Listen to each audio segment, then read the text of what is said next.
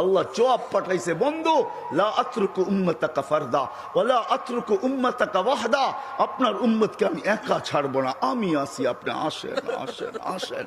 তখন বলছে জিবরিল, মালাকুল মউত ইদান ইলা রাফিকিল আলা, হাত রাখো, আমি আল্লাহর কাছে যাইতে চাই।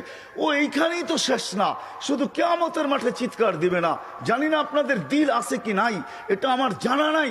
কবর থেকে যখন উঠবে, লম্বা হাদিস আমি টানতে চাইতেছি না, মালাকুল জিবরিল আমিন যখন পর মারবে, হুকুম হবে ইতি হাবিবি মাকাম আল মাহমুদ, আমার বন্ধুকে মাকামে মাহমুদে নিয়ে আসো জিবরিল।